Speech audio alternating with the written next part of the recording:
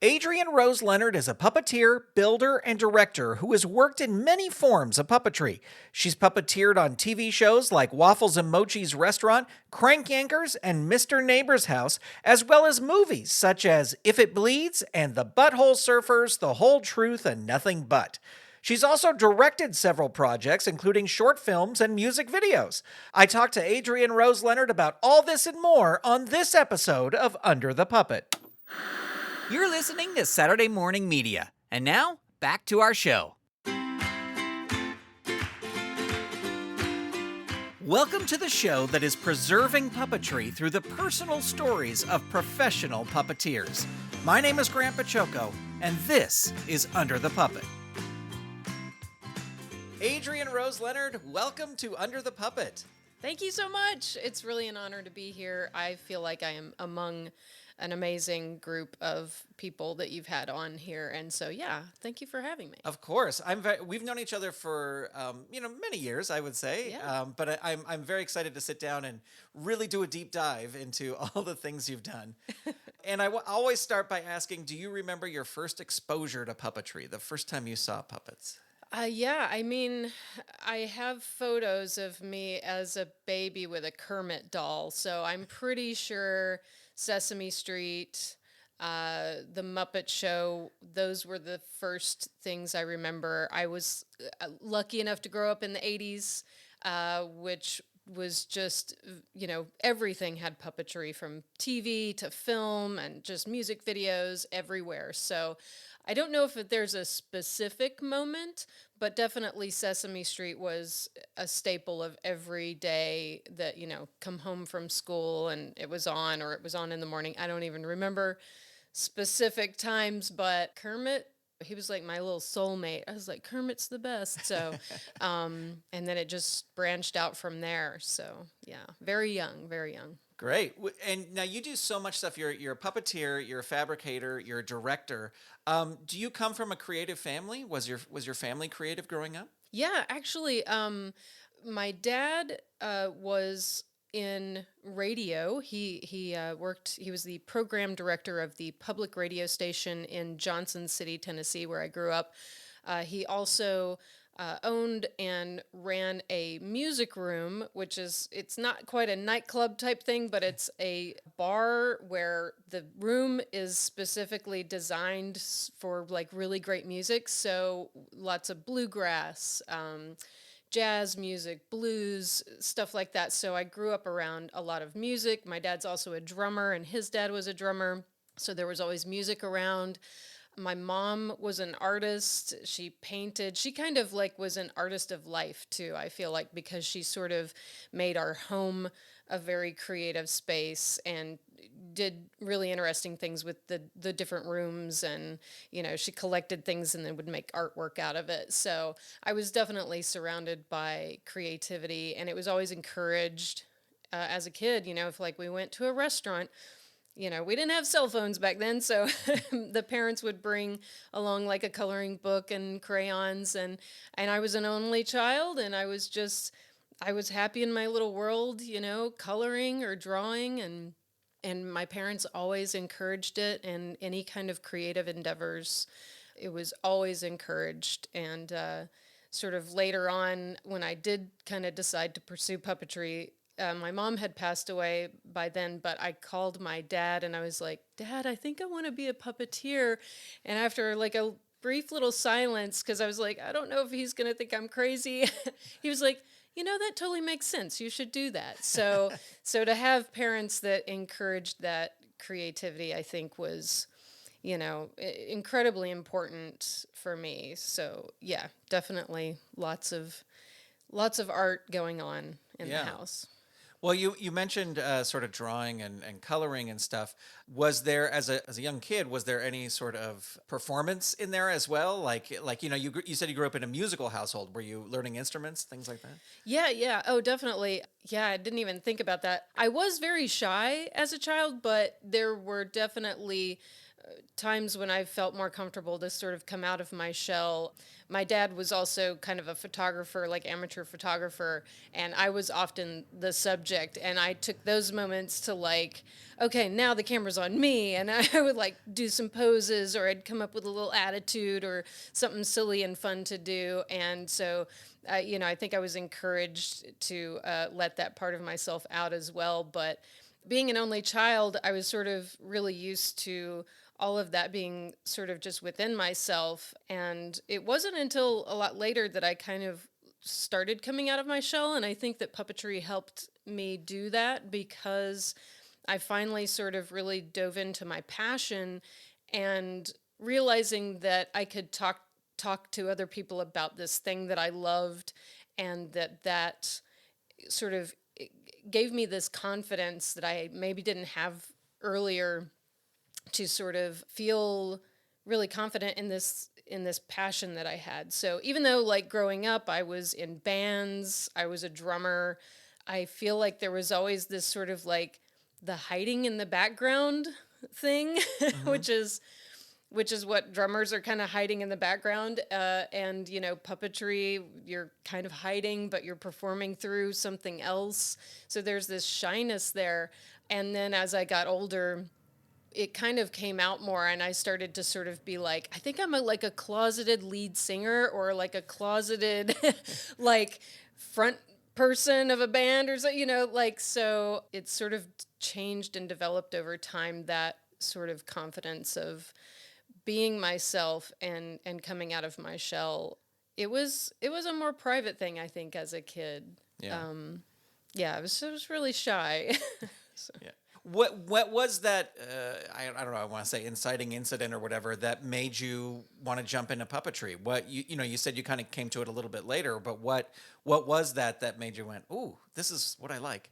Yeah. Well, sort of growing up in the 80s with puppetry on television, film, music videos, it was always something that I gravitated to, in a sense of knowing that it was like, it was real, but it wasn't real. Like as a really small kid seeing fantasy films, I was like, that's a real dragon, but it's not a real dragon. And so I was sort of connecting the behind the scenes stuff in my brain of like, I know somebody made this and made it move, but they actually made a dragon, And so as a kid, I think I really wanted to do that. But I did grow up in a small town. There wasn't the internet. There wasn't like Amazon where you could just buy materials and have them shipped to you. So my knowledge of those skills was very limited. And I actually, when I would go to the library, there were 2 VHS tapes that I would always check out. And one was The Making of Thriller, and the other was Inside the Labyrinth. And that was about all you had, other than maybe a couple of puppetry books. And so I would study these things over and over and make my own drawings, but I just never had that connection of materials and knowledge. And there weren't other people in this town making this stuff. So I just kind of felt like it was sort of a pipe dream, like, oh, that's not really something I'll ever get to do. And I wanted to work for Jim Henson. I was also very naive, thinking like, Jim's the only guy in the world that does puppets, because that's what I was seeing. And he passed away when I was 13, and I thought, well, now I'll never get to do this as a career. And then as I got older, I learned more and more about different puppeteers and different styles of puppetry. So it was always back in the back of my mind. And then when I left high school, I went to Nashville, Tennessee to go to film school. And it wasn't a great film school, so I feel like I kind of didn't get the education I wanted, but I knew I wanted to work in film. And that didn't quite go the way I wanted. And so I kind of went all these other different directions, trying to find where I thought I fit in a creative world. Like, is it graphic design? Is it fine art? Is it, all these different things I was trying to explore and find my place. And really the inciting incident, I would say, is when my mom passed away. I was 25 years old, and that shook my world. I had never experienced anything that soul changing in my life. And I really had this moment of like, what am I doing with my life? And I was working in an office at the time, and I just thought, I can't do this anymore. I need something else. And so I kind of quit my job, started putting myself back into night school. I was like, I don't know what I'm doing. I'm just going to take some classes and figure it out. And at the time, I was married, and my husband at the time worked for the Tennessee Performing Arts Center. And the Lion King came to the TPAC, and he got his tickets. And before I even went and saw the show, he brought home like a souvenir booklet. And I remember specifically like just standing at the kitchen table, kind of looking at these pictures of these puppeteers operating these beautiful puppets. And I'm like, these people are doing this and getting paid to do this. And I don't know what clicked in my head, but I just went, this is a viable career. Like, you can do this. And so I just, at that time, by that time, the internet existed. So I was doing all sorts of research. I started, trying to find books on puppetry, found some, I actually was at the Barnes and Noble in Nashville and saw a Puppetry International magazine. So I picked that up and joined the Unima USA, joined Puppeteers of America, and just started researching like crazy. And then I started telling people that this is what I was interested in and that this is really what I wanted to do. And they said, you should go to the library. They have puppet shows there. And I was like, okay.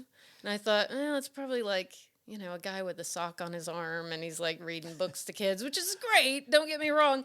But I was like, I don't think people understand what I mean by puppetry, But I went to one of their shows and they were doing The Legend of Sleepy Hollow, and it was great. They were using shadow puppets and they were scaring the kids. The kids were freaking out. I was like, all right, I like this. And I asked to volunteer and they were hiring, and it was just like, it was serendipitous. It was like everything kind of fell into place. So about 6 months after I sort of had this epiphany moment in my kitchen with the Lion King, I was getting paid to learn marionettes and rod puppets and perform for kids all over Nashville. And it was just like, and when it happened, it was like I picked up a marionette for the first time and I just started operating it, and it was like, oh, like a light shone down, and I was like, this is what I was supposed to do like all this time. So it was really bizarre to come into it so late. But the rewards of it have been, I think I'm even more appreciative of it having come into it a little bit later than maybe having grown up in it. So, So yeah, it was a big life-changing event that brought me into it. How long did you perform with the library doing those shows? Yeah, I was there for about 5 years. I was working with Brian Hull and Mary, she goes by Mary, and Pete at the library with Wishing Chair Productions, and then also on the puppet truck, which we had one puppet truck at the time that went out to elementary schools and preschools, various places throughout Nashville, and performed for free for kids. And then we also created our own shows there, as well as working with the Tom Titchener marionettes that he had started that program back in the 30s when he was young. So yeah, and everything was literature based, getting kids interested in readings. And yeah, it was just, and the people were just so magnificent. Like they just took me in, and I was like, you don't even know who I am. Like, I remember us having an interview, and we were sitting in those like little tiny chairs, like kids chairs at kids tables. It was like in the craft room. So it was this bizarre work interview, and I brought in a marionette that I was sort of trying to figure out how to make marionettes at the time. And it was a really ridiculous marionette. And, and they just, it felt like instant family, and they were so welcoming and so kind and generous. And yeah, again, like they didn't know who I was. I just could have been some crazy lady off the street. Well, kind of am, but and it was really hard to leave too, but I knew I kind of needed to learn more and experience more. And always wanted to work in film, so I came out here, but it was really hard to leave that family. But they've always been like every time I go back home or go to Nashville, I have to see Brian and Mary, and they're like family. Yeah. Well, I have so many questions I want to ask off of that. First, I want to ask, like doing, you worked for 5 years doing these shows, and I think sometimes, people think they look at a job like that, like kind of you did going into the library thing. You're like, oh, it's probably just a guy with a sock on his hand, that kind of thing, or even like doing puppets in a theme park or something like that. People kind of look at that as like but I just feel, I mean, see if this is the case, that when you do something like that, especially doing it for 5 years, you learn so much about live performing when doing that. Yes. And was that the case for you? Do you feel that was a good solid foundation sort of to build on? Definitely, definitely. It was, yeah, and I haven't even really thought of it that much. I think there are definitely times when I miss working with kids and doing live theater, and that energy that happens in live theater where you're doing the same thing kind of over and over, but you also find these moments to play within that and change up what you're doing. And I had done a little bit of theater here and there, but again, like as being this kind of shy person growing up, I was kind of terrified to be up on a stage and have people looking at me and trying to remember lines and things like that. And then the puppetry really allowed me just like, here I am, but people are looking at this marionette or they're looking at this rod puppet, and that energy and that learning theater and live performance.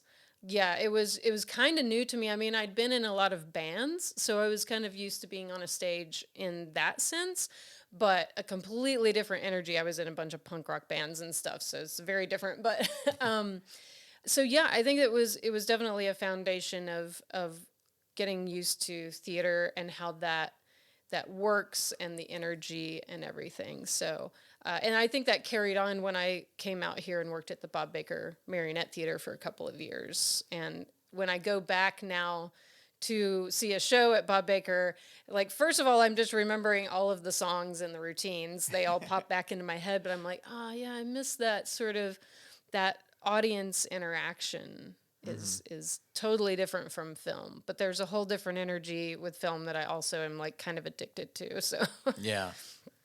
And well, the other question I wanted to ask is, you mentioned when you went in your interview, you brought in a marionette that you had been working on. When did the sort of journey into fabrication start?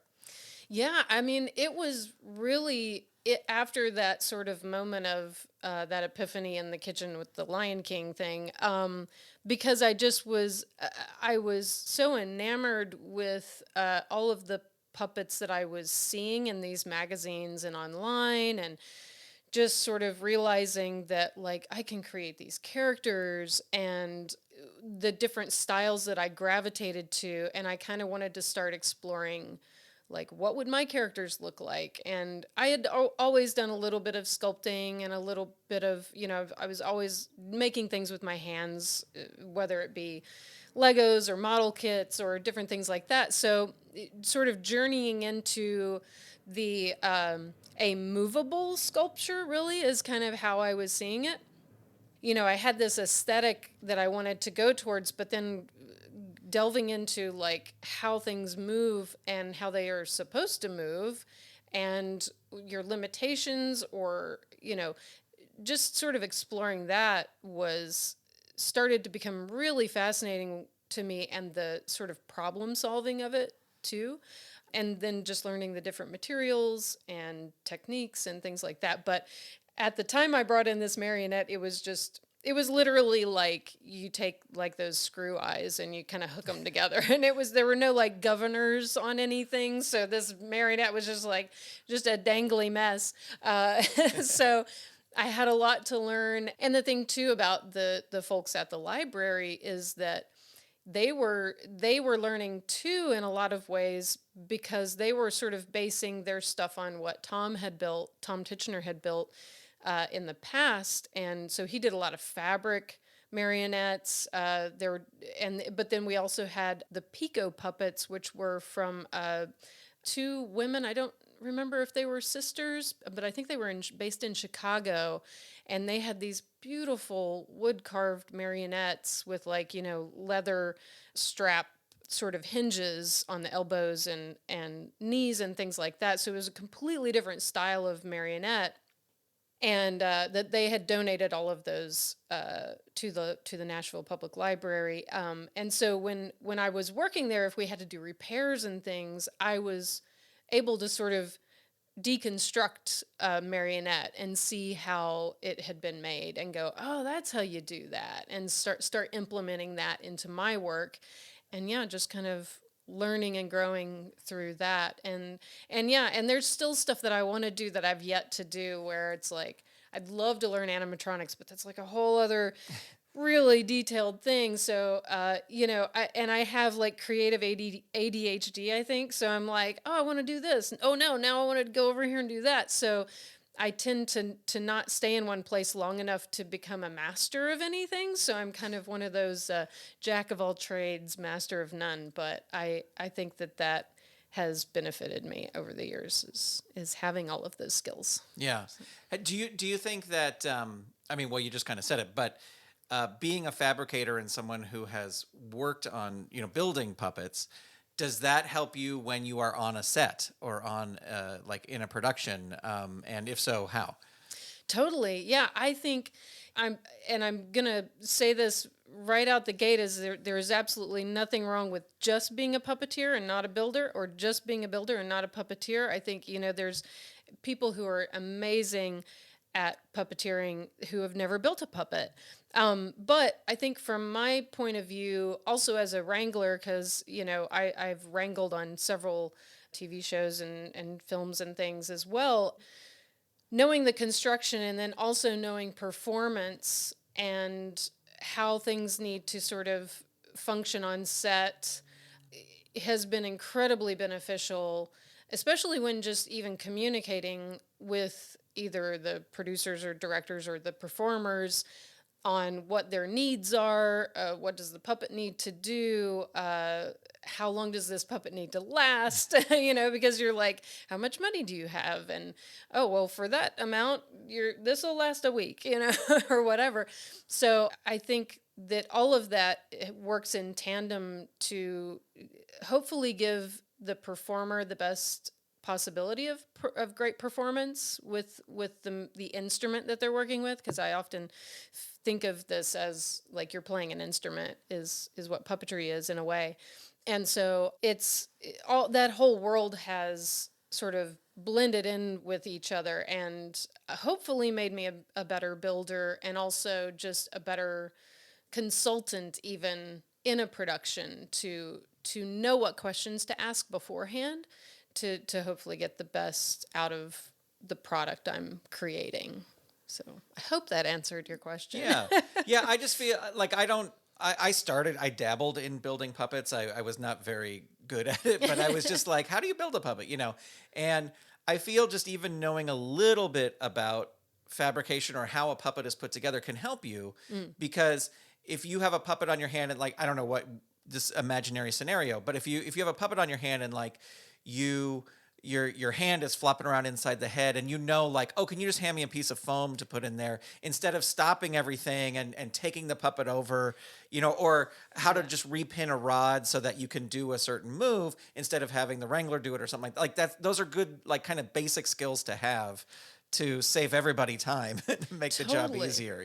Yeah, I totally agree. It's very helpful. I mean, it doesn't happen with everybody, and I think it's okay, again, because like sometimes I will say I have been on some sets where either the builder is also puppeteering and I'm a wrangler, or the performer knows a little bit about building, but sometimes that can also create a difficulty in that it's like the performer will kind of sort of start modifying when you're like, okay, well, we can't really modify that, because don't forget you're not the only person that's going to be performing this, or it's like just hand it to me, Right. let me do this, because then if they're doing stuff that you aren't even aware of, then that can have an effect down the road with something else, or it's like, wait a minute, this was working fine until this. So yeah, it's interesting because it usually, like, I mean,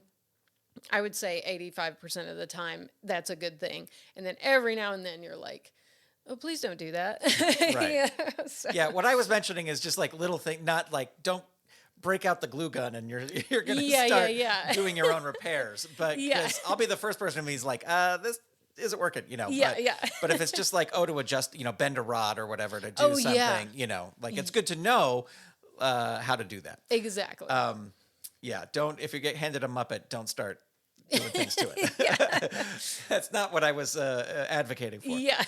So you moved to Southern California to pursue the film stuff, and you mentioned Bob Baker. Was that was that one of your first jobs out here? Was working at Bob Baker? Yeah.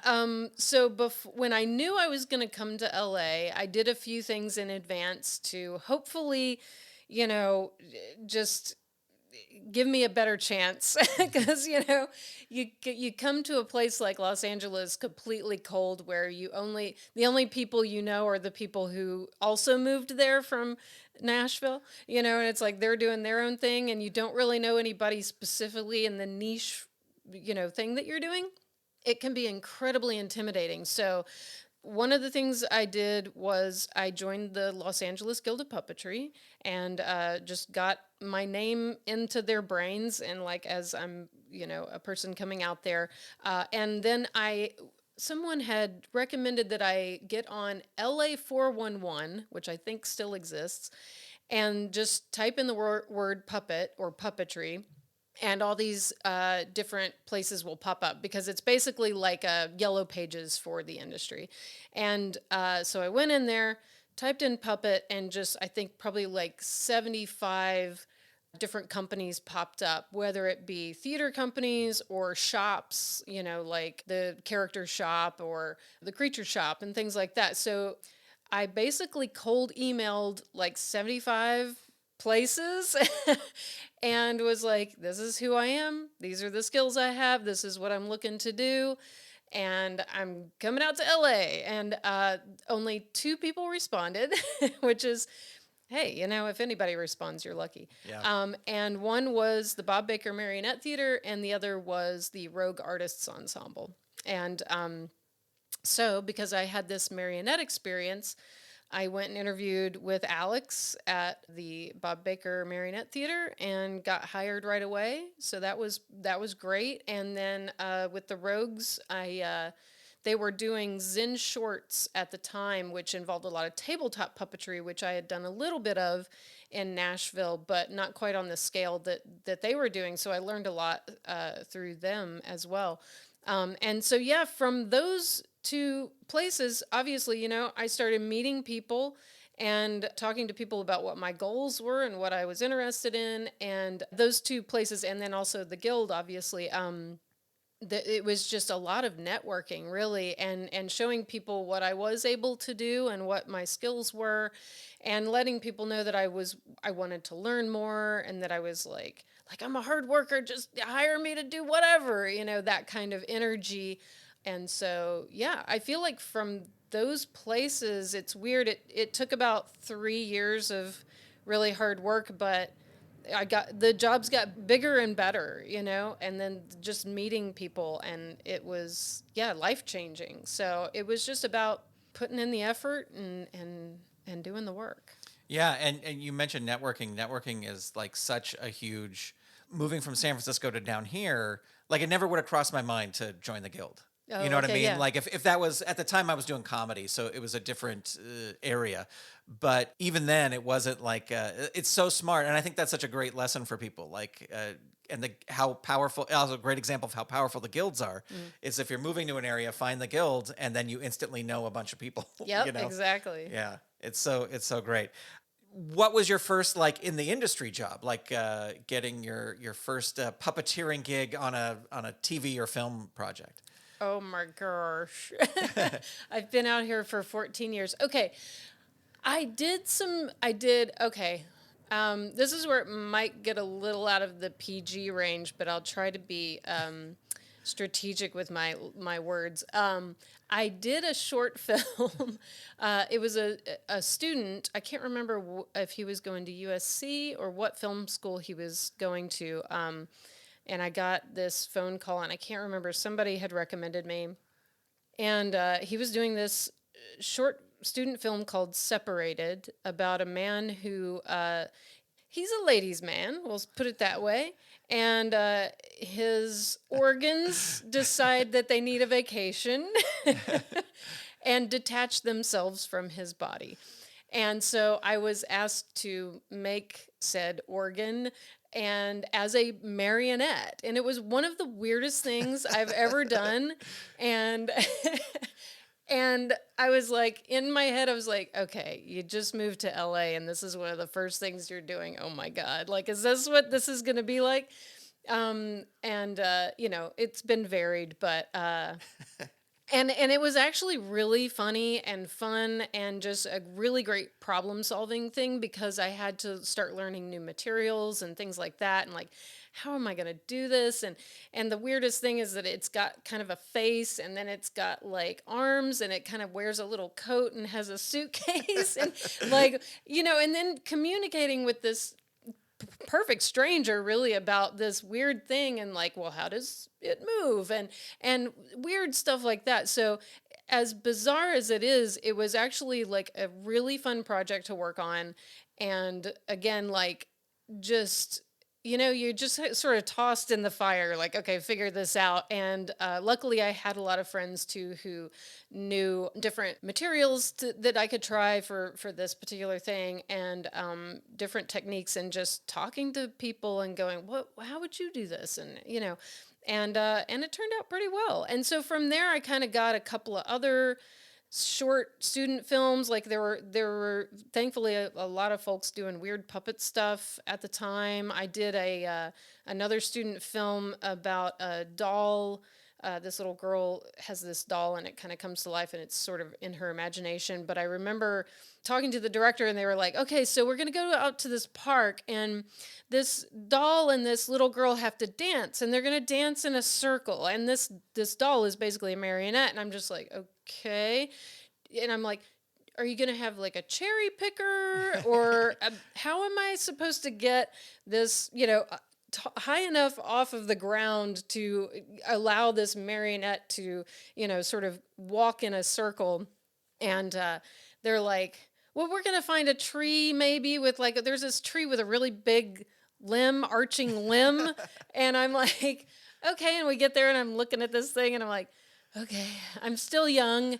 I can get up in this tree. So like literally they had this tall ladder. I got up in this tree and like, I was like a leopard or something laying across this huge limb of a tree, like probably 20 feet in the air. I don't know how high I was, and just trying to turn this marionette control and not drop this marionette control, and I'm wrapped around like a giant log. It was one of the weirdest things I've done, and I learned pretty quickly too that it's like you're going to be in really weird places, you're going to be under tables, in trees, you're going to be on ladders, you're going to be like, and that you kind of have to be an acrobat a little bit. So just doing things like that. And then, you know, each one of those I did, I would meet somebody and they would recommend me for something else. And it just kind of started like that. And then doing a lot of that stuff for about 3 years before I started getting more sort of, I guess, recognized work, you know, stuff that's like, I think every project is important. You should put 100% into everything you do. So no project is better or worse or better, you know, but some things are sort of a student film and you know, everybody's figuring out what they're doing. And then some stuff is like, you know, Crank Yankers or the Henson Company, you know, right. So did a lot of that kind of stuff. But yeah, I think those were a couple of my very first weird projects. That was like, all right, you're either in this or you're not. So. Well, I think, you know, people say if you come to Hollywood to be an actor or an actress, they're like, if you don't make it, you're going to do adult films. Well, this is what puppeteers do. Yeah. They do adult puppets. Yeah, exactly. Sort of.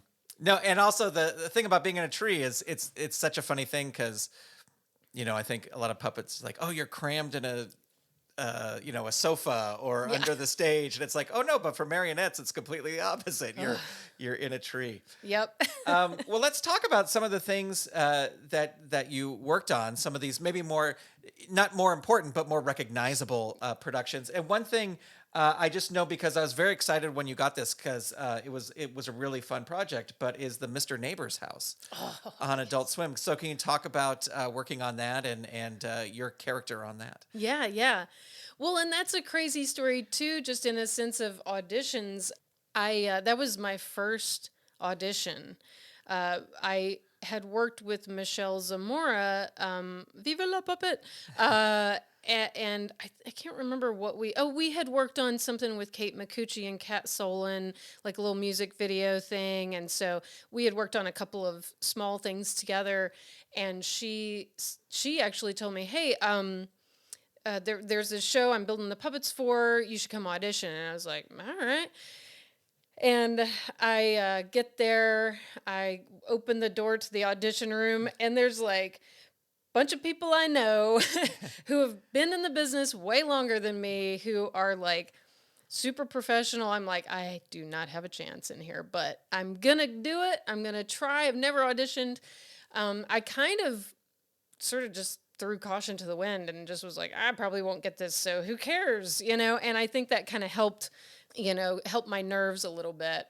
So I went in the room, auditioned for a couple of different roles. There was the mother role, which was going to be basically like a scarf and a purse, which is weird. So I was sort of manipulating this scarf and trying to do these different voices, and then there was Buddy, which is a marionette who sort of lives on a sort of sofa, and every time Mr. Neighbor walks within a certain space, this Buddy marionette comes to life, and it's sort of like his little alter ego almost. And so I auditioned for that, and I did like a little boy voice, and I was like, oh wow, Mr. Neighbor, and which is kind of, I have that specialty of like the girl who does the little boy voice.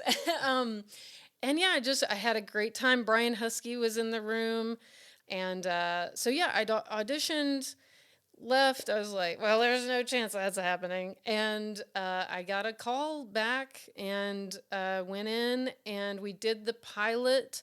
That's where I met Alan Troutman and Colleen Smith. They were doing some other puppets as well. And I was Buddy, and it was one of the coolest jobs I've ever had because the weird comedy, the surreal comedy is right up my alley, because sometimes you work on projects and you're like, all right, I did that and it's a job. But this one was like, I'm invested in this. This is like, I'm really super proud of this project. So we did a pilot that was weird as heck. I was up on a bridge. The crew was so nice because like sometimes you get forgotten as a puppeteer, that like you're under something or you're just not in view, so people forget, like they're like lunch and you're like, but I'm up in this on this bridge, I need a ladder. So the crew was super nice. They were always checking on me because I was pretty much living up on this bridge above this sofa. But it was such an amazing experience, getting to improv a little bit too, and sort of making people laugh, and that kind of made me feel good. I was like, oh my gosh, I'm like making comedians laugh. That's pretty good. I'm okay at this. And then just meeting everybody. Yeah, and then we got to do 2 episodes. Wish it kept going, but it's one of those weird midnight type shows that only a few people see, and you just hope that you can keep doing more of them. But I don't know. I mean, I have so many awesome memories of that, and just the people. And still have, I still talk to Brian and my buddy Jesse Falcon, who was one of the writers. We're birthday buddies. He has the same birthday, so we're always like, happy birthday. But he basically runs Marvel Toys, which is crazy. And so we're kind of buddies. And yeah, it's just really crazy. So that was a real highlight. I felt like I made it, top of the world. and I would love to do more of those. Hopefully somebody will come back and go, let's do another one. Yeah. So, yeah, because they were just going to get weirder and weirder. We were talking about, I don't know, it was going to get bonkers. Not that it wasn't bonkers enough, but... Well, those projects are always fun too, where you can, I mean, you want to, do the script as written and all that stuff, but where you can throw in a little you're open to improvise. I do think it can, and even me, it's like, I love improv. It's one of my favorite things, but it can go too far. Oh, yeah. But like where you do have that kind of atmosphere where it's like you can throw in something and make somebody laugh, you know, and then that stays in or whatever. Exactly. Yeah, we had a moment with Buddy's supposed to be writing the invitations to Mr. Neighbor's birthday party, but they of course they just stuck like a marker in the hand of the marionette, and I was just like, scribble, scribble, and it was like, this is the actual invitation or something, and Brian was like, wait a minute, let's do that, and so we would like hold it up to the camera, and these are the invitations. It's just a bunch of messy scribbles, so just stuff like that, is like nice to be in that space where you're all on the same page and you all click with that style of comedy. Yeah. So. Well, you mentioned Crank Yankers as well, and you worked on seasons 5 and 6, and you did marionettes on that as well. I mean, you worked on other, you did hand puppets as well, but talk about the marionettes on Crank Yankers, because I think when people think of Crank Yankers, they don't instantly think of marionettes. Yeah, man, that was such a cool thing too. This is where I advise people to be fearless when you're working with people. If you want like don't be creepy and and like freak people out, but be bold enough to be like, hey, either talk to people that inspire you and let them know, or talk to people who are, working in certain positions and talk to them about what you do, because sometimes people don't know what other skills you have, and you might just have a conversation with somebody and then suddenly you're making marionettes for the show.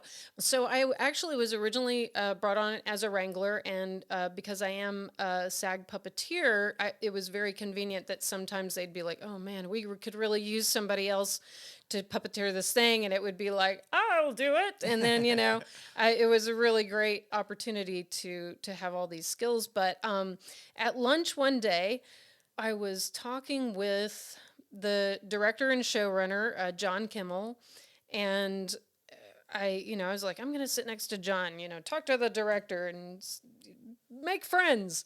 So I go up to John and I'm like sitting next to him eating lunch. How's it going? Blah, blah, blah. And it's like, he looked at me and I think he's like, so do you also make puppets, right? Because I'm sure by that time we had gotten probably about halfway through shooting season 5, and we had probably already talked about what I do, and he said, I'm trying to figure out, there's these calls that they call little inbound calls, which is basically John would place like a want ad or a for sale type ad in a paper or online, and then people would call in instead of the usual Crank Yankers thing is when the comedians call out, basically.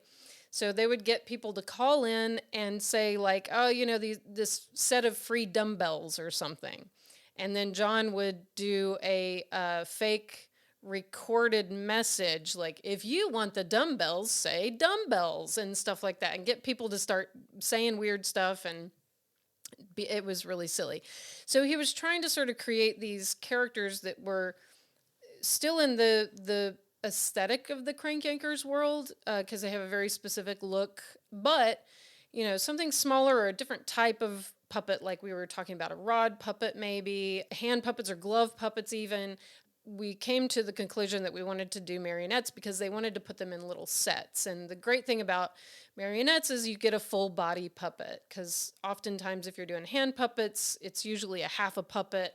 If you get into legs, you're getting into like green screen world and all this stuff. So he wanted to have a full body little puppet in a little set. And so basically, I worked with him when I just started doing designs, and it was one of those things where you just sort of like, okay, I've got this opportunity. I'm going to do whatever I can, and I'm going to do it for nothing. I'm not going to ask for any money, and hopefully I'll get a job out of it. And that's kind of what happened. So I just started designing marionettes and also rod puppets and designing different trigger mechs for the mouths and all of this stuff. And then I presented that to John. And we talked about, what we thought would be best and ended up making these marionettes. And then I made them with like magnets in the head so that because we were sort of limited on the budget, it was like, well, you need this character to kind of also play this character. So you could take the eyes off and sort of put on different shaped eyes and the same with the noses and the ears. So trying all these different things and we basically flocked the surface of the marionette. So I made these marionettes out of like, it was really kind of weird. It was like acrylic spheres, clear acrylic spheres, because you have to get the mech inside. So it was kind of complicated, but then we flocked it all so that it had that sort of fleece aesthetic to it that matched, and then got some the costumers made costumes for these little marionettes, and Tim Blaney and I would often be sort of the marionette people who kind of oversaw the shoots, and so yeah, we did that for seasons 5 and 6, and like it was just such a great opportunity, and it was just one of those things that's like, you never know if you're having lunch one day with somebody and then the next thing you know, you're like kind of heading up this marionette thing. And then when there were other marionette things that would happen in the show, like, because those were specifically for the little inbound calls, but then we ended up kind of bringing them into other things. Like in season 6, there's an episode where these two comedians are in like a hobby train shop, and they're talking about like,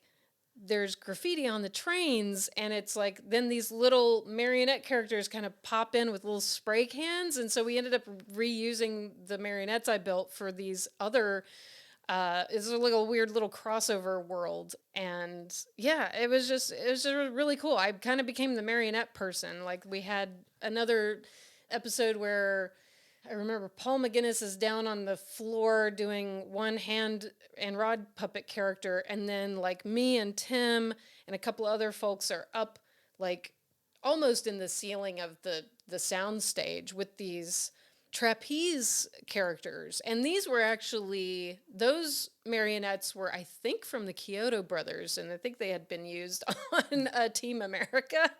So there was these like puppet bodies, so we rigged them all up to do all this crazy stuff, but I kind of became the go-to person to like, how are we going to do this? Do we need to build a bridge? Do we need to do this? And so I would sit there and do schematics of like how we're going to try to pull all this stuff off, and talk to the producers about it. And really, I think that's kind of like my favorite thing and that's why I want to do more directing too, is that I love the problem solving aspect of working with the bigger production on how to make this stuff work. And so having that opportunity gave me this confidence to sort of take that next step of like, I can do this. I actually know what I'm doing, because sometimes, you talk yourself out of stuff a lot. If you're a weird only child like me, who's like, oh, nobody cares. And it's like, no, just like, yeah, do something that you're not sure if you're going to do a good job. Like you kind of know you're going to do a good job, but don't talk yourself out of it, because you don't know until you do it. And then once you do it and then you succeed, you're like, okay, I have to listen to myself more. So I think that was such a great opportunity for me for myself and my sort of confidence in my career. I think it's a good lesson too in learning different styles of puppetry. Because I mean, we all want to be Jim Henson. We all want to work on the Muppets and Sesame Street. And I think there can be times, and I'm guilty of this too, where it's like, if you just become solely focused on those style of puppets, then when someone goes, hey, we need an extra marionette person, you're going to be like, oh, I can't do that because I don't, But when you look at Jim Henson's career, he did those other things too. It wasn't just, and he found ways to use them all together. So it's a good lesson to do that. You also worked on Waffles and Mochi's restaurant on Netflix. Can you talk a little bit about working on that production? Oh, that was wild because, well, first of all, Michelle Obama. Okay, right. So we got to work with her for 4 days, only 4 days, but it was amazing. But beyond that, amazing experience. One of the craziest things to me anyway was puppets and food. Puppets and food. And I remember one of the first things that we did was Waffles has one of those little honeycomb or like, where you sort of dip it in the honey and it, I don't know what that's called. Yeah, like the with a A ball honey, on the end of it. A little yeah. stick with a ball on the end Yeah, of it's it. like Yeah. a honey dipper or whatever. And I'm like, what are we gonna do with the thing? And I was actually, I became lead wrangler on that because Andy, who was going to be lead wrangler, got bumped up to like puppet assist and like basically he was like, okay, great. And I was like, do you want to do this? And I'm like, well, yeah. So I kind of jumped into this and was like, okay, I've not really worked with puppets and food.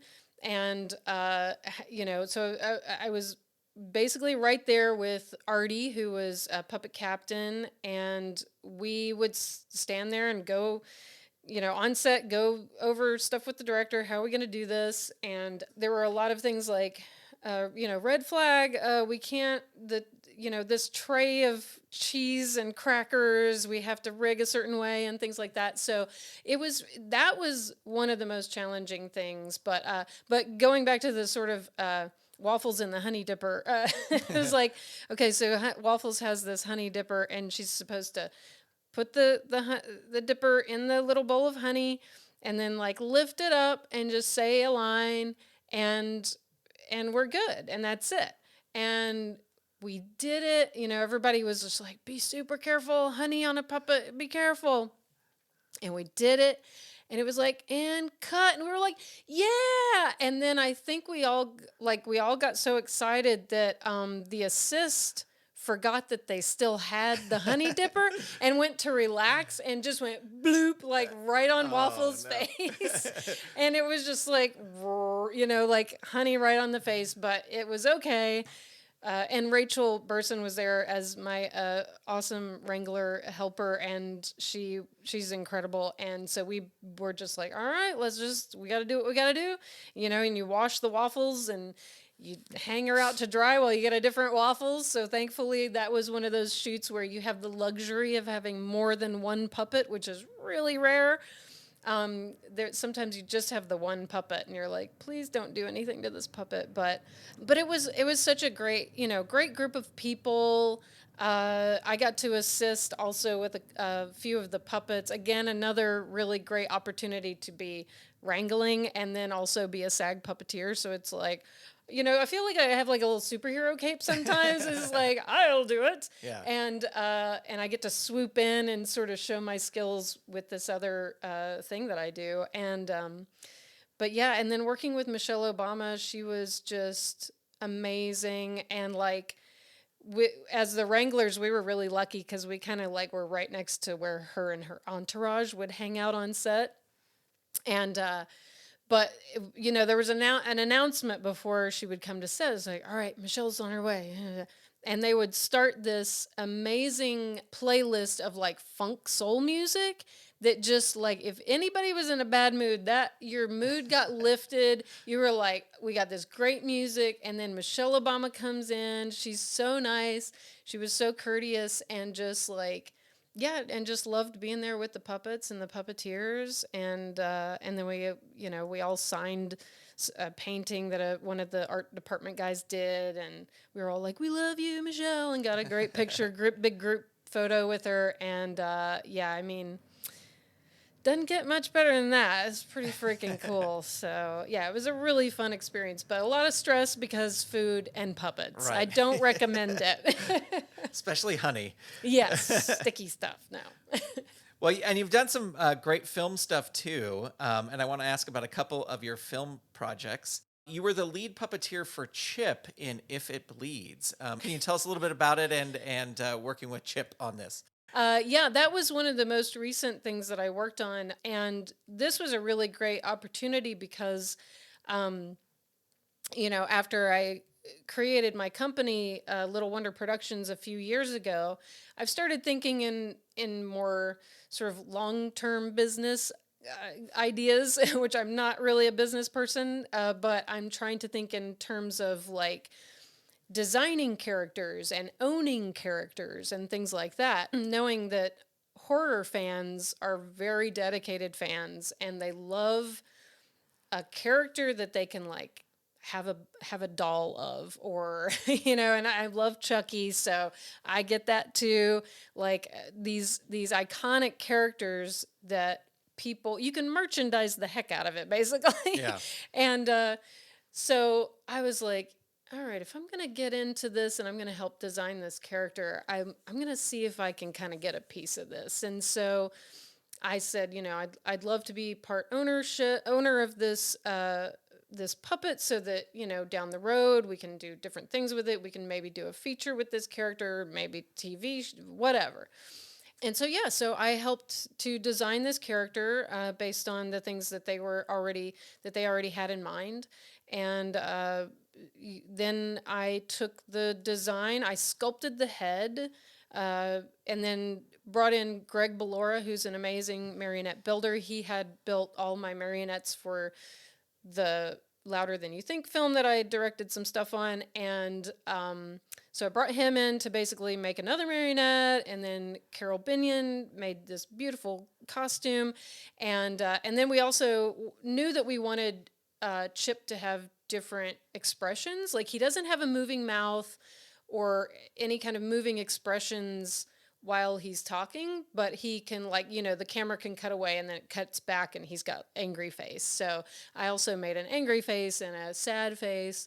And then also talking to the director, he knew that he wanted a connecting piece for this anthology. So Chip is just is one section of a larger horror anthology that all exist in this same world.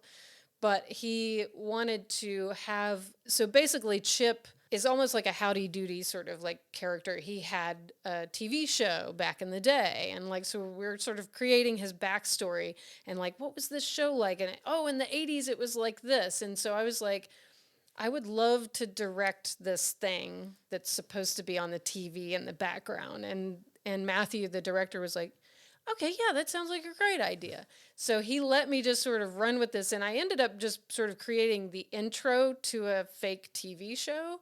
So I wrote this song, Chip's Magical Adventures, recorded it with my buddy Jack Pullman, and basically like did an animatic of this little, it's only like 45 seconds long, but we created all these different things for this little fake intro.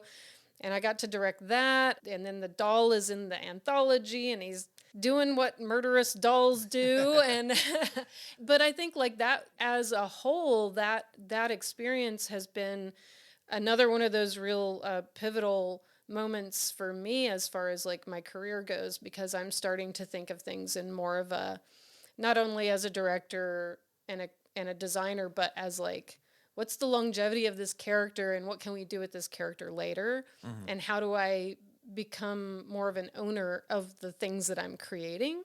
Because for so many years, I've been doing stuff for other people. You get hired on a job and you do something for somebody else, which is very rewarding and I've learned a lot, but I want to start having more ownership of the things that I'm doing now and trying to think of things in like, how do I create my sort of legacy as an individual, not just this person that worked on everybody else's stuff? Yeah. So.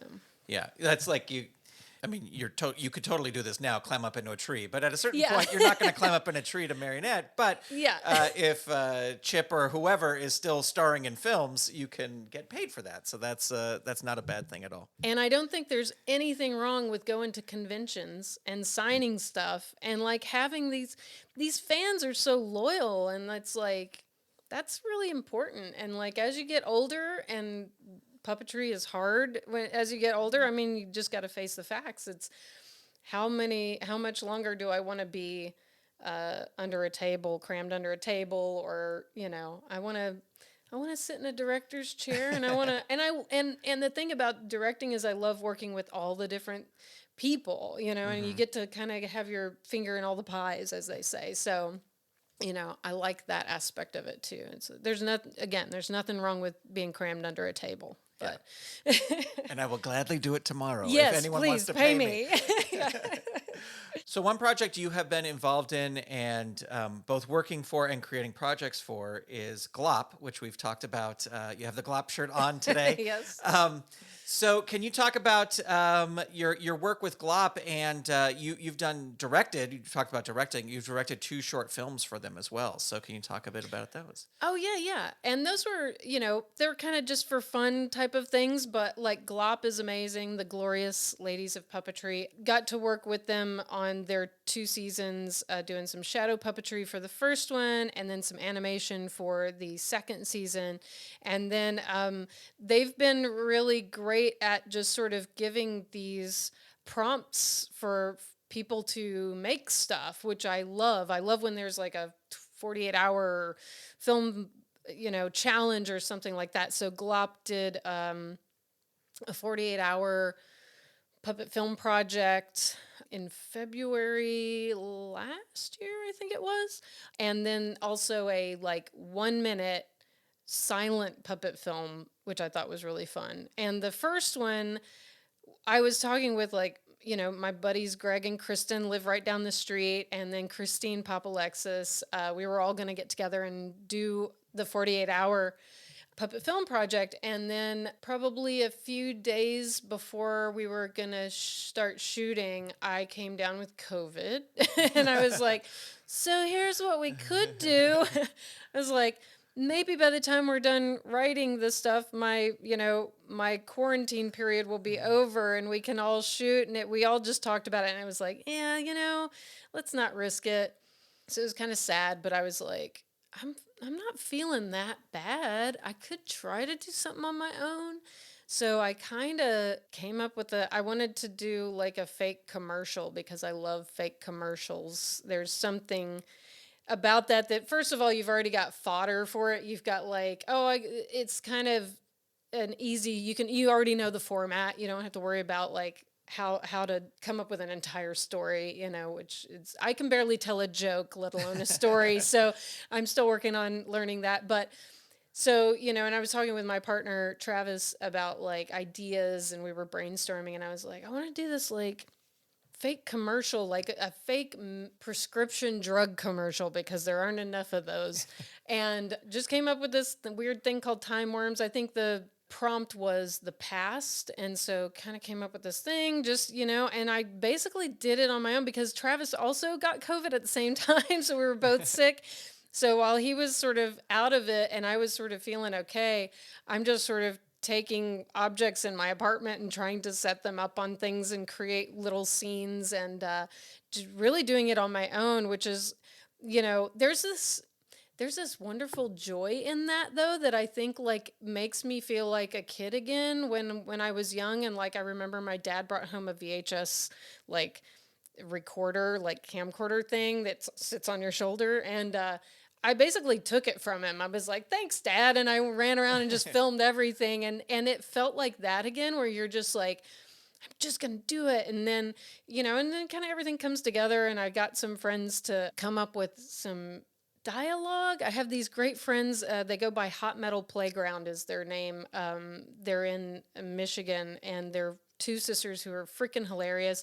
And I had them sort of write some dialogue and help me out with it a little bit. And yeah, I think it was just a really fun way to sort of, practice. It's a good practice, especially I'm in this phase where I'm like, give me any opportunity to make something, give me prompts. And I took that, made something, just kind of threw it together, entered it in. I even was like, oh, I'm not going to make the deadline because my internet is horrible. And it was taking forever to upload. And I was like, well, at least I tried. And then I ended up getting 3rd place, which I thought was hilarious because it's sometimes you just go, you don't care about, you care about it, but you don't think too much about it. And you just do it and you listen to your instincts, and then something comes out of it and people are like, this is really good, So it was just really fun to get to do that. And basically the same with the little 1 minute silent film was I have this little teeny tiny death marionette that I got when I was in Prague, and it was just like, oh, he's so cute with his little sickle, and he's so tiny that it's just like, how can that be scary?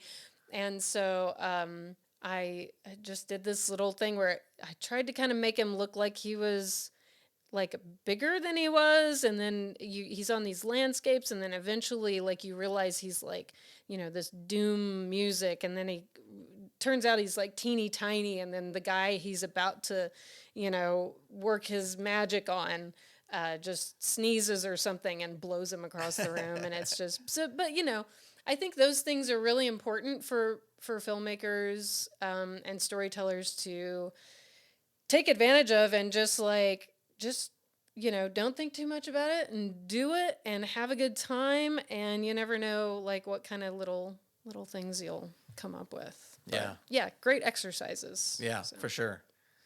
Another project I wanted to ask you about was a project, it's a short film called Tall Poppy that you got to work with Brian Henson. So can you talk about what it was like working with director Brian Henson? Woof. Well, that was like no pressure. Right. I'd met him a couple of times very briefly at some gatherings and stuff, but I'd never worked with him. And I have so many friends who have worked with him on a regular basis. And it was pretty wild. And it was a tabletop rod puppetry, basically like a short film / commercial for an insurance company in Australia. And I ended up being on the feet of a character, which is one of the hardest things to do. I'm just going to say that because it's hard. Feet are hard.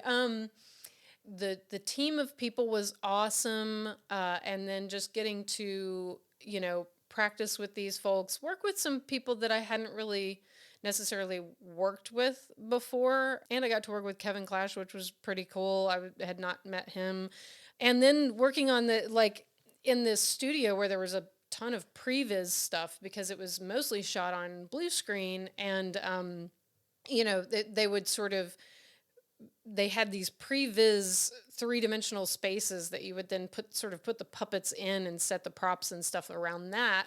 And then you had to kind of sometimes do layers because you only had so many puppeteers. So you'd have to do like 3 puppets in a classroom, and then you do the other 3 puppets that were also in the classroom. And then you're kind of working with these ghosted images of what you just shot, and things are kind of weird in your brain. And Brian was super cool. He knew what he wanted. It was kind of a blur because there were times when I'm like super nervous and overthinking the hell out of stuff. And then sometimes I'm just like, you know what? It's just another day. Just relax, But yeah, I don't know what to say about it because because it was such a crazy experience. And I obviously I hope I get to work with him again because legend. And it was wild. And it was also kind of COVID-y times, so everybody's got their masks on, and it was a small space. It was a weird space to be in to try to do all of this stuff. And then then you have to walk backwards, which is its own, I'm just technically thinking about some of the moments that were super challenging of I had this puppet that, walking forwards is one thing. And then it's okay. And now he's turned around and he's walking this way. And you're like, how do the feet move heel to toe? Yeah. And you're just you're working your brain backwards. Brian didn't yell at me, so that's good. I must have done a good job. But yeah, it was pretty fascinating, and definitely a notch in the belt, as it were, of I can't believe, I think about moments like this, and I tell people this all the time, is if 14-year-old me could see where I am now, I don't know if I'd believe it, because the people I've gotten to work with, the people I've met, the friendships that I've formed with people who have been, iconic to me. It's half of it is hilarious because I have all these friends who are, 20 years older than me that have been in the business I find out, wait, you worked on that? That was like the thing that, I mean, I was enamored with this as a kid. I didn't realize you worked on that, and you just still keep finding out that your friends worked on the stuff that influenced you and made you want to be a puppeteer. And so like it's all very like I'm pinching myself half the time, and working with Brian was pinching myself. You get to work with him all the time, Grant.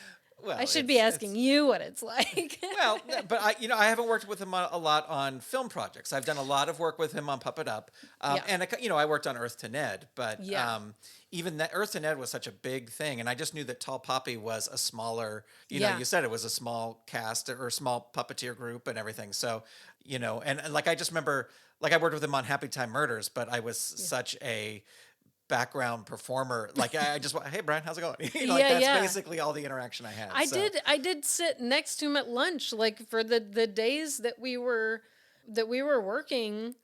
I can't remember how many days. It may have been 5 days. I can't remember. Yeah, we'd all just go out to the folding tables outside, and it's like there's Brian and Kevin are sitting at the table, and I'm just ears open, just listening to the stories and just taking it all in. I think there was a moment where he started talking about working with David Bowie, and I was like, oh yes, please tell me, as a big David Bowie fan. So again, you're taking it all in, but then there's moments where you're just like, I can't believe I'm doing this right now.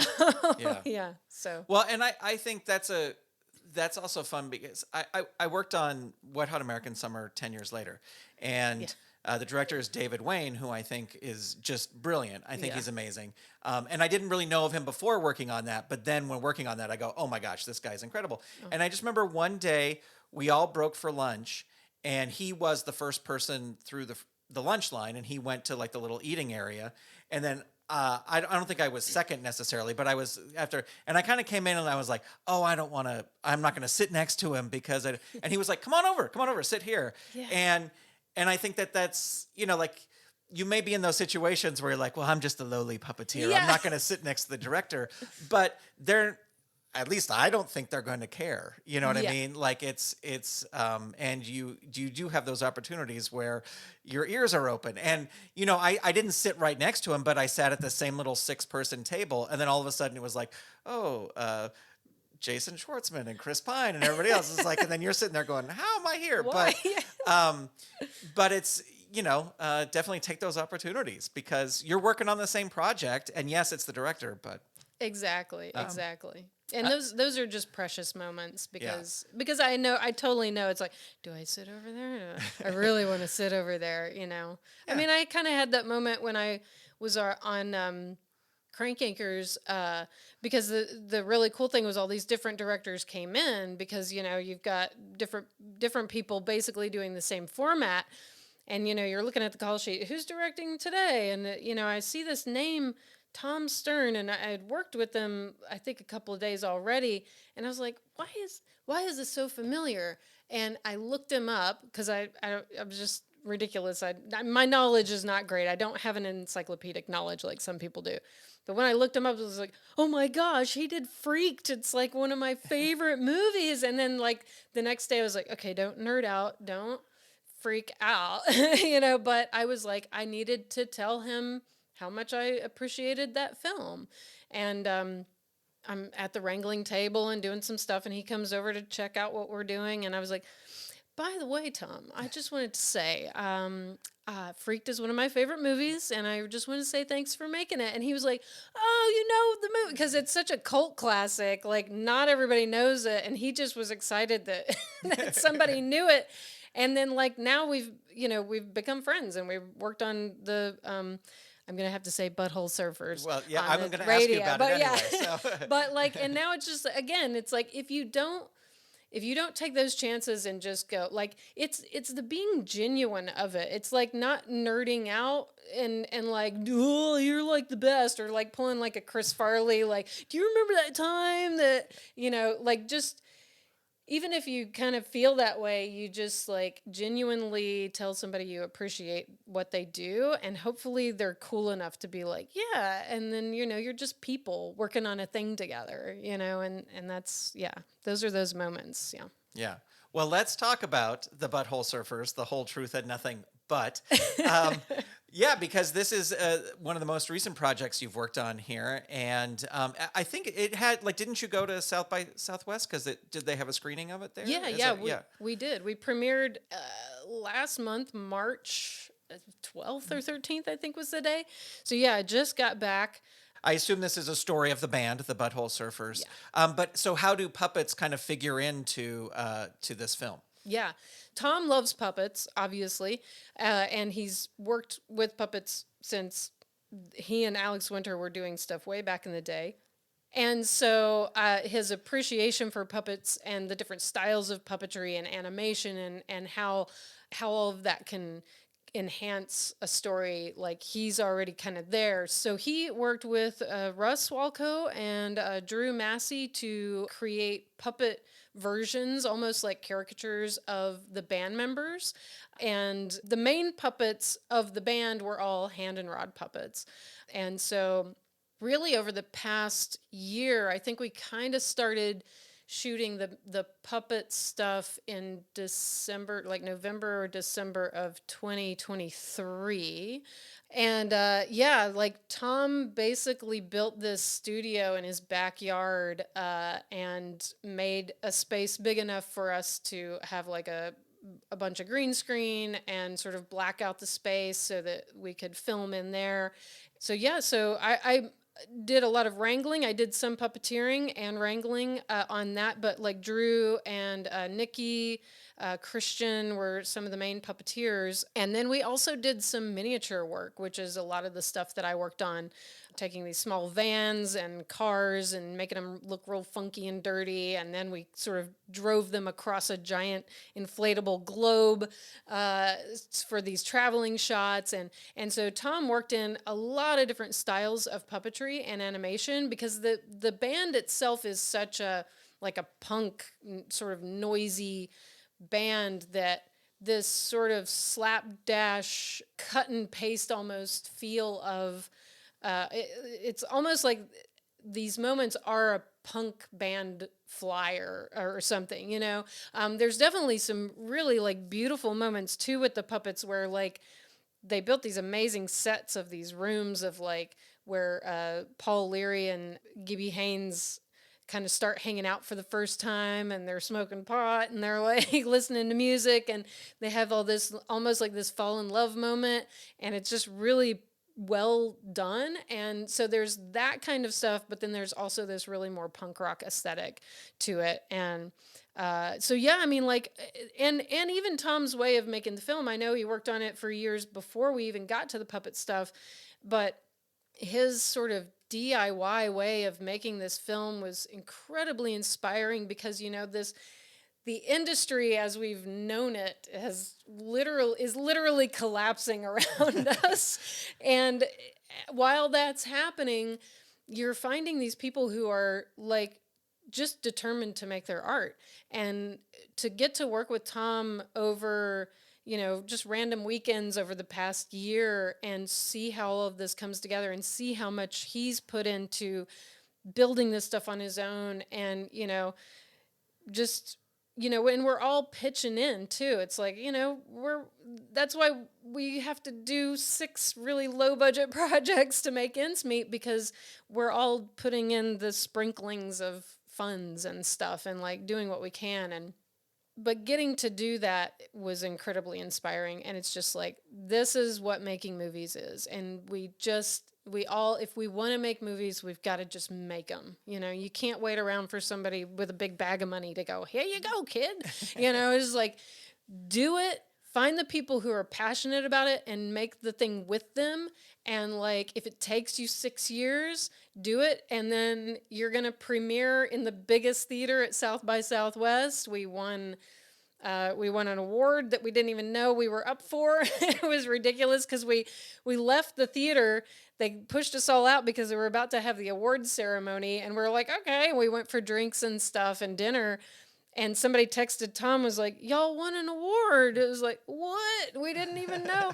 So we won Best of Texas because the Butthole Surfers are a Texas band. And they were there. The band was there. There were fans like having them sign records. It was so just great to see the response and to see all of these years of work that Tom put in, and we all kind of pitched in and made this thing. So, but yeah, it's DIY punk rock, and I love it. It's perfect. So, and they're still tweaking some stuff. It's going to do some more festival stuff, and hopefully there's buyers interested, and it'll hopefully make a theatrical run at some point, and it'll probably end up on streaming eventually. So, yeah. Yeah.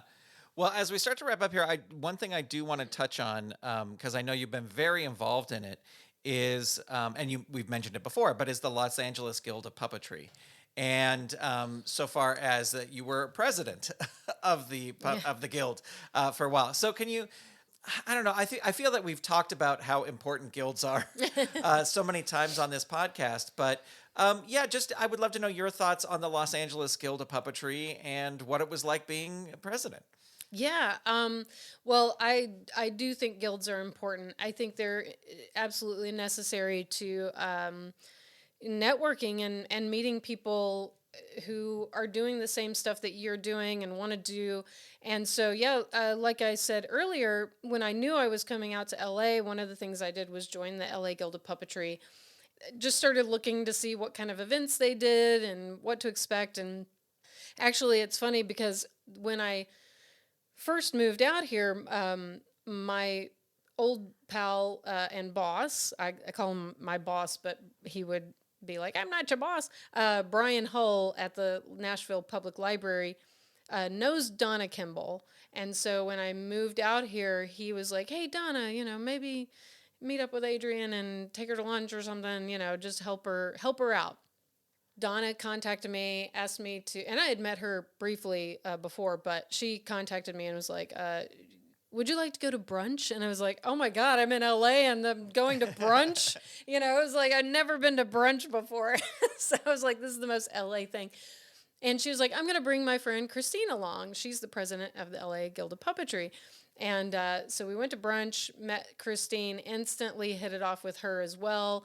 And, I had told her I already joined, and she was like, oh, that's smart. You did that before you even got here, And she basically, Christine is like the godmother of puppetry in LA. Any newcomer, she's like, let me take you everywhere and show you everyone. And she literally would just like take me to events, like tell people that I was amazing, even though I'm like, you don't even know me. Like, what are you doing? And like hire her for stuff. And so in addition to that, I just basically became so close with her, and then going to different guild events. Like, I think one of the first things I went to was a holiday party, and that's where I met like Eric Kuska, and I know what we did. We had there was a workshop, a sort of almost like a slam workshop. It was like team up with people and make something, make a little show. And so I teamed up with Eric, who I'd never met. We hit it off immediately. We wrote this ridiculous thing about a mustache. It's a caterpillar who gets involved in a mustache contest, and the caterpillar becomes the guy's mustache and he wins the prize. It's hilarious and ridiculous. And we worked on that and ended up performing it at the LA Guild holiday party.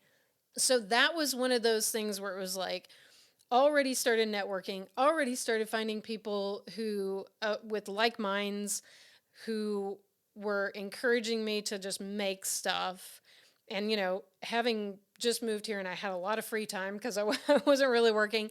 So I was just like finding every opportunity to do things. And so all of these events and people, I think just, it's sort of, it's like a spider web. You just sort of start in one or two places, and then you meet more people, and then you get more experience, and that person brings you on to this thing, and they go, oh, I met Adrian at this thing. She knows how to do this. I'll suggest her for this. As I kind of got involved, I think I was so grateful that I was meeting this community that I wanted to become more involved with how the guild works. And so I joined the board of directors. I think you have to be a member for a year first. So after my first year of membership, I was like, I'd like to be on the board. And I was on the board with Beth and Christine and Alan Cook, a lot of the people who started the guild out here in the 60s. And so that was incredible too, to have this knowledge and this wealth of stories and experiences from sort of the OG guild people, and to sort of carry that torch along and share that with other people. I thought that was incredibly important, and it felt like not an obligation, but a privilege, I guess I should say, to help the next generation of people to hopefully find those gems that I found within all of this. So I was on the board for about 6 years, and then I became vice president.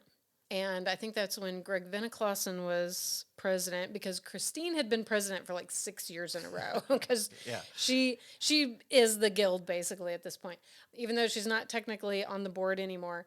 So yeah, so volunteering that time and investing it in the thing that I got so much out of, I thought was super important. And after I was vice president, there's kind of a running joke. I mean, it's not really a joke, but it's like, and I don't want to make it sound like a bad thing, but it's always like, oh, you're going to have to be president. You know, it's like, you sort of get forced into the position. But again, it is a privilege, but it's a lot of hard work too, because it's a volunteer thing.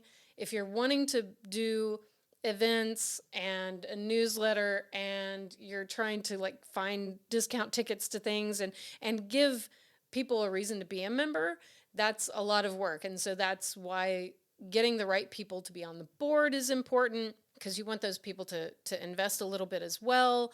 But then, yeah, when I did become president, one of my priorities, it's sort of like every president has things they want to focus on.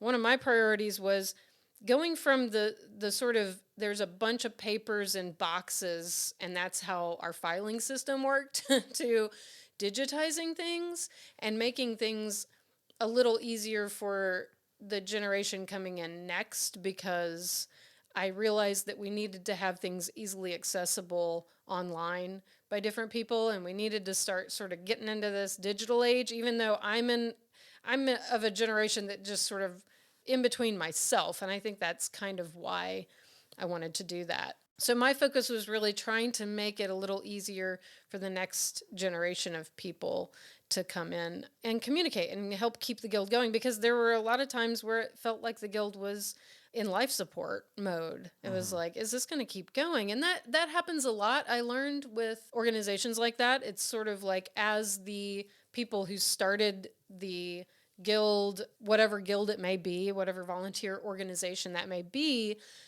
when they start retiring, that's the riskiest time, because it's hard unless people are sort of grandfathered in, they don't know how everything works. They don't know the systems and the sort of routines and how to do things. So that was my goal, is like, write down how we do everything, like how to produce a slam, how to produce an event. Here's our calendar. These are the other things that happen in puppetry outside of the guild. Like, there's the International Puppetry Festivals, there's the P of A festivals, there's these things that kind of happen annually, and it's like, let's just make this easy on ourselves so we don't accidentally create an event that's happening on the same day, or when there's a festival somewhere else and nobody's going to show up. So all that kind of stuff. So yeah, and now I mainly do membership. I'm not on the board anymore. I had to kind of step away, because it does take a lot of time. If you put the energy into it that it needs, it can really pull your focus from other things. So trying to maintain a career and pay the rent, you have to kind of figure out where to put your focus. But I do love the guild. It always can use more people who know how to volunteer and how to do different things. Like, we always need tech people. We always need people to figure out how to fix things on the website or make the website better and stuff like that. But I think they're vital. I mean, at least we're one of the biggest guilds in the nation. So I can't speak for every guild in every town, but I know ours has is really beneficial, I think, in a lot of ways for those who are trying to meet the right people and get more work in this field. Yeah, I would agree with that as well. Well, as we wrap up here, I always like to ask as my final question, what has been the highlight of your puppetry career so far? Oh boy, I should have thought of this before I showed up. The highlight. Oh God. You can have more than one, too. I'm not going Okay. to pinpoint you down to just one. Man, there have been a lot because there's been so many sort of cornerstone moments, I guess. Like joining SAG. I worked on Yamasong with Sam Hale. He helped me join SAG. That was a really important highlight. Obviously, getting to work with Brian Henson, getting to work with so many amazing directors on Crank Yankers. I feel like I'd have to look at my resume again. And like, what did I do? Do you have that? I do have it. Okay, let me look at it. There's a lot of stuff. I will kind of, after talking about like how important Yamasong was to me, like joining SAG, that was a pivotal thing. I will also say that Mr. Neighbor's House, major highlight because of the content that I got to work on and the people I got to meet, like Colleen and I are buddies now because of that, and that was such a huge highlight. One big highlight was I got to do, it's kind of a commercial. It's almost like a PSA for Wilderness Society of Australia. And I worked with my buddy Max Winston, who's mainly a stop motion animator. He brought me on to build some puppets for this weird thing that was happening, and it's like we're building this ugly turtle, and we're building like this shark who has his sexual organs on his head, which is weird. And so we get to puppeteer on it, and turns out Zoe Bell was the director. Zoe Bell, if people aren't familiar, is an amazing stunt woman. She started out way back in like Xena Warrior Princess, I think was when she was sort of doubling for her, and then like most recently, she's Tarantino's stunt lady. Like she was Uma Thurman's stunt double in Kill Bill and all of this stuff. She's amazing. So I didn't realize that I was going to get to work with her, and I kind of freaked out a little bit. And Rosario Dawson was the main person in this sort of PSA thing. So and she's wearing this weird moth outfit.